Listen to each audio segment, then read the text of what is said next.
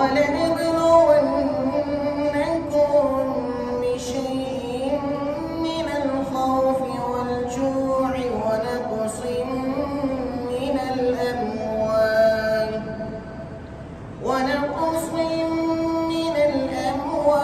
وَالْأَنفُسِ وَالثَّمَرَاتِ وَبَشِّرِ الصَّابِرِينَ الَّذِينَ إِذَا أَصَابَتْهُم مُّصِيبَةٌ قَالُوا إِنَّا لِلَّهِ وَإِنَّا إِلَيْهِ رَاجِعُونَ أُولَٰئِكَ عَلَيْهِمْ صَلَوَاتٌ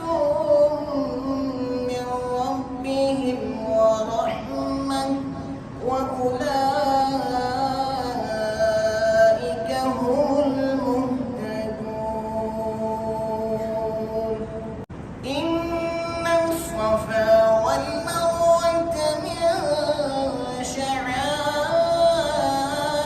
اللَّهِ ۖ فَمَنْ حَجَّ الْبَيْتَ أَوِ اعْتَمَرَ فَلَا جُنَاحَ عَلَيْهِ أَن يَطَّوَّفَ بِهِمَا ۚ وَمَن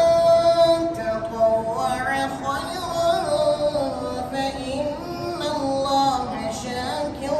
عَلِيمٌ إِنَّ الَّذِينَ يَكْتُمُونَ مَا أَنزَلْنَا مِنَ الْبَيِّنَاتِ وَالْهُدَىٰ مِن